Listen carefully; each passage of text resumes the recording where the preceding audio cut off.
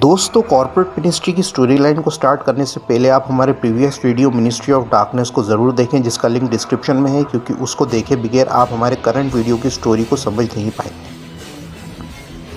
Undertaker की ministry of darkness faction form करने के बाद उनकी rivalry Vince, Steve Austin, Shane McMahon के साथ कंटिन्यू रही थी।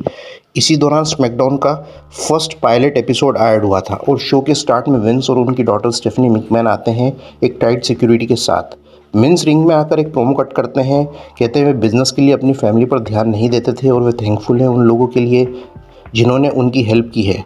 Shamrock, stone cold Steve Austin और बिग शो के लिए वे थैंकफुल हैं जिन्होंने मिनिस्ट्री ऑफ डार्कनेस फैक्शन का सामना किया था। फिर स्टेफनी यहाँ अपने हाथों में माइक ले लेती हैं और वे कहती हैं कि अंडरटेकर की वजह से उनकी सेल्फ रिस्पेक्ट हर्ट हुई थी और उनकी मान मर्यादा पर उन्होंने आंच पहुंचाई थी। क्रिएटिव्स ये एक्सपेक्ट कर रहे थे कि ऑडियंस स्टेफनी और विंस को सिंपैथी दिखाएगी, पर ऐसा नहीं हुआ। इसके बाद शेन वहाँ अपने कॉर्पोरेशन मेंबर्स के साथ आ जाते हैं और रिंग में आकर शेन विंस को कहते हैं कि दुनिया के सबसे बड़े बिजनेस टाइकून को क्या हुआ है, और वे स्टीव ऑस्टिन के थैंकफुल है जिसने उन्हें काफ़ी दुख दिया है।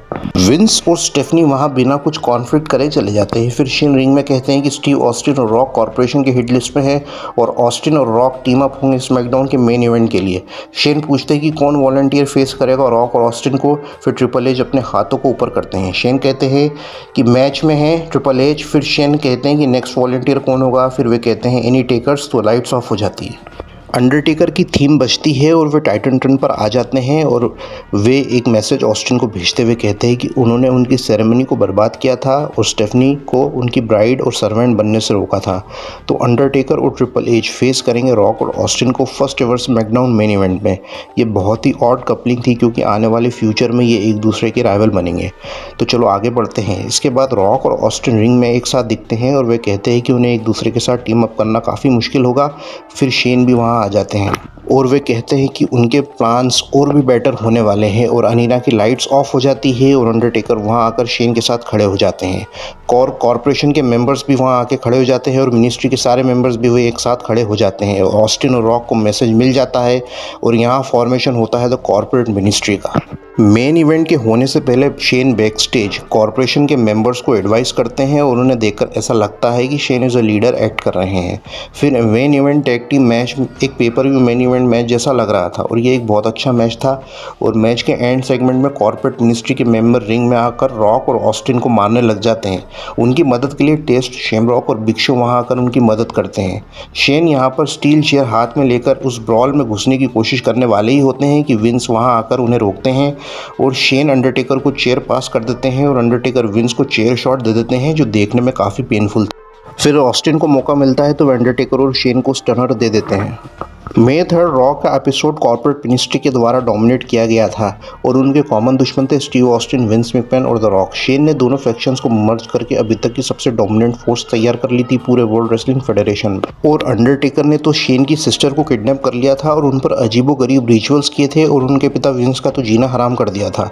फिर भी शेन अंडरटेकर के साथ हो गए थे और शेन को डिस्ट्रक्शन चाहिए था, इसलिए शेन ने दो पावरफुल फैक्शंस को मर्ज किया था। कॉर्पोरेट मिनिस्ट्री के मेंबर्स ट्रिपल एच का फ्यूड रॉक के साथ था और अंडरटेकर का फ्यूड था WWF चैंपियन स्टीव ऑस्टिन के साथ और उनका मैच बुक हुआ था WWF ओवर द एज में। शेन इस मैच में स्पेशल गेस्ट रेफरी थे। तभी इनके ग्रुप को चैलेंज करने के लिए कॉर्पोरेशन के पुराने members Mankind, Test, Big Show और कीन शेमरॉक वहां आ गए और उन्होंने भी अपने फैक्शन का नाम रख लिया था द यूनियन। और शेन उन्हें बेरोजगार कहते हैं जो कॉर्पोरेशन के द्वारा निकाले गए थे। रॉ के पूरे शो में union versus the corporate ministry के मैचेस होंगे। बैक स्टेज विंस अपनी फैमिली मेंबर्स को होटल में ही रुकने का कहते हैं और वे शेन को सबक सिखाना चाहते थे और विंस कॉर्पोरेट मिनिस्ट्री के द्वारा अटैक किए जाते हैं बैक स्टेज। फिर शेन वर्सेस विंस का मैच होता है। जैसे तैसे विंस और शेन का मैच होता है और विंस स्टनर शेन पर अप्लाई कर देते हैं और वे जीत जाते हैं। क्राउड विंस को थोड़ा चीयर करने लगता है। इवेंट में Shane Austin versus the rock का लंबर जैक मैच बुक कर देते हैं और लंबर जैक्स होते हैं कॉर्पोरेट मिनिस्ट्री के मेंबर्स। रॉक और ऑस्टिन एक दूसरे को टच भी नहीं करते और उनकी फाइट हो जाती है कॉर्पोरेट मिनिस्ट्री के साथ और वहाँ विंस आकर यूनियन को कहते हैं रॉक के पूरे रोस्टर को भेज देते हैं और शो एंड हो जाता है और ट्रिपल एच और अंडरटेकर रॉक और ऑस्टिन को स्टेज के नीचे फेंक देते हैं। अगले रॉ के एपिसोड में कॉर्पोरेट मिनिस्ट्री अरीना में एंटर होती है और विंस यूनियन फैक्शन के साथ आते हैं और उनके साथ राइट स्क्वाड भी होती है। यूनियन रिंग में आती है और विंस शेन को चैलेंज करते हैं और शेन उनके मेंबर्स के साथ वहां आ जाते हैं और उनकी फाइट स्टार्ट होने ही वाली होती है कि टाइटन टर्न पर कमिश्नर शॉन माइकल्स वहां आ जाते हैं। शॉन कहते हैं कि उनकी मैच बुकिंग पिछले हफ्ते ठीक थी पर वे कुछ इससे अच्छा कर सकते हैं, तो ओवर द एज मैच में विंस सेकंड रेफरी होंगे और फरूक वर्सेस ब्रैडशॉ मैच को वे बुक कर देते हैं जिसमें यूनियन द लंबरजैक्स होंगे। टेस्ट वर्सेस बॉसमैन मैच होगा और ब्रिस्को और पैट पैटरसन का मैच होगा द मेन स्ट्रीट पॉसी के साथ में, और जो लूज़र होगा उसे WWF छोड़ना होगा। फिर Shamrock versus Chyna, Big Show versus Paul Bearer, वेजरा और मीडियन फेस करेंगे कैक्टस जैक को हैंडीकैप मैच में। और मेन इवेंट मैच होगा triple threat tag team match जिसमें शेन, अंडरटेकर और ट्रिपल एच फेस करेंगे रॉक, स्टीव ऑस्टिन और विंस मैकमैन को। और स्पेशल रेफरी होगा कोई शो स्टॉपर, कोई आइकन। तो शेन कहते हैं कि शॉन माइकल्स इस समय सैन एंटोनियो में है और वो अपने राइट स्क्वाड के मेंबर्स को अपने हेलमेट हटाने के लिए कहते हैं। तो पैट पैटरसन और जेराल्ड ब्रिस्को अपने हेलमेट्स हटाते हैं और तीसरे मेंबर की बारी आती है तो वे होते हैं शॉन माइकल्स और वे होंगे रेफरी मेन इवेंट मैच में। रॉ का फर्स्ट मैच था Paul bearer versus big show का। यहाँ पॉल हाथ जोड़ते दिखते हैं और रिंग में बिग शो अंडरटेकर को आने का कहते हैं और कॉर्पोरेट मिनिस्ट्री के लोग यहाँ आकर बिग शो पर अटैक कर देते हैं। फिर बिग शो की हेल्प करने यूनियन भी वहाँ आ जाती है। फिर बॉसमैन वर्सेस टेस्ट का मैच होता है जिसमें बॉसमैन टेस्ट को डिफीट कर देते हैं पोल स्टिक मैच में। फिर कैक्टस जैक ने भी विजरा और मीडियन को हरा दिया था। फिर एकोलाइट्स का एक दूसरे के साथ मैच था। यहाँ फरूक वर्सेस ब्रैडशॉ मैच शुरू होता है तो यहाँ उनके मेंबर्स उन्हें रोकते हैं। फिर जो लंबरजैक्स थे वे आपस में भिड़ जाते हैं। Mean Street Posse versus Patterson Briscoe match में पैटरसन और ब्रिस्को जीत जाते हैं और जो लूज़र था उसे वर्ल्ड रेसलिंग फेडरेशन छोड़ना होगा। शेमरॉक वर्सेस चाइना मैच में ट्रिपल एच और चाइना दोनों शेमरॉक को मारने लग जाते हैं और उनका मैच होता ही नहीं है और एंड सेगमेंट में शेमरॉक चाइना को बेली टू बेली सुप्लेक्स दे देते हैं। मेन इवेंट मैच में ऑस्टिन, रॉक, मैकमैन जीत जाते हैं और match out and out brawl था। नेक्स्ट रॉ के एपिसोड में रॉक वर्सेस अंडरटेकर का कैस्केट मैच और Steve Austin versus triple H का मैच होने वाला था। यहाँ शेन एक प्रोमो कट करते हैं और कहते हैं कि Steve Austin, rock, Vince McMahon उनकी हिट लिस्ट में है और सिस्टमेटिकली वे सबको एक एक करके देखेंगे। बैक स्टेज ये बताया गया था कि कैसे कॉर्पोरेट मिनिस्ट्री बैक स्टेज उनके विक्टिम्स पर अटैक करती है और यहाँ वे सबसे पहले विंस पर अटैक करते हैं और विंस को स्ट्रेचर पर ले जाया जाता है। ऑस्टिन रिंग में एक प्रोमो कट करते हैं, कॉर्पोरेशन के लोग एंट्रेंस पर खड़े हो जाते हैं उन पर अटैक करने के लिए।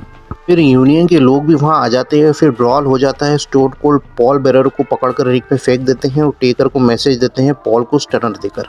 फिर रॉक वर्सेस अंडरटेकर का मैच थोड़ा शॉर्ट था पर एंटरटेनिंग था। मैच के दौरान back stage union corporate ministry फिर लड़ने लगती है और Triple H China ring side आकर रॉक पर स्लेज हैमर से अटैक कर देते हैं। ट्रिपल एच स्लेज हैमर से रॉक की इंजर्ड आर्म पर वार करते हैं ही रहते हैं, उन्हें कैस्केट में बंद कर देते हैं और वे स्लेज हैमर से कैस्केट पर अटैक करते ही रहते हैं और काफ़ी ये रूथलेस एक्ट था ट्रिपल एच का जो फर्स्ट टाइम देखने को मिला था। रॉक को एम्बुलेंस में ले जाया जाता है। अब स्टीव ऑस्टिन ही बचे थे और बैक स्टेज कॉर्पोरेशन इंतज़ार करती है कि कब स्टीव ऑस्टिन वहाँ से पास हों तो वे उन पर अटैक करें। सही समय पर यूनियन वहाँ आ जाती है और वे फिर लड़ने लगते हैं। मतलब फैक्शंस एक दूसरे के साथ लड़े ही जा रहे हैं जब देखो जब। फिर ऑस्टिन वर्सेस ट्रिपल एच का मैच था और ये काफ़ी बढ़िया मैच था और ट्रिपल एच को फाइनली मेन इवेंट स्टेटस मिल गया था और मैच के दौरान अंडरटेकर का सिंबल वहाँ आ जाता है और कॉर्पोरेट मिनिस्ट्री के मेंबर भी वहाँ आ जाते हैं और ऐसा देखकर लगता है कि ऑस्टिन को सेक्रीफाइस करेंगे फिर से और अंडरटेकर ऑस्टिन पर हथकड़ी लगाने की कोशिश करते हैं पर यूनियन वहाँ फिर आकर मैदान साफ कर देती है। पर ऑस्टिन यहाँ अंडरटेकर को हथकड़ी लगाकर उनके ही सिंबल पर उन्हें टांग देते हैं और यहाँ अंडरटेकर को उनके ही सिंबल पर टांग कर सेक्रीफाइस कर दिया जाता है और रॉ का ये एपिसोड एंड हो जाता है। तो दोस्तों ये था फर्स्ट एपिसोड कॉर्पोरेट मिनिस्ट्री का। इसके बाद हम बात करेंगे कि क्यों ओवर द एज बना था WWE की हिस्ट्री का अभी तक का सबसे वर्स्ट पेपर व्यू और कौन था द हायर पावर जिसने कंट्रोल करने की कोशिश करी थी पूरे वर्ल्ड रेसलिंग फेडरेशन को। तो जानेंगे नेक्स्ट एपिसोड में। तब तक स्टे अपडेटेड रहिएगा fitness and wrestling facts channel में।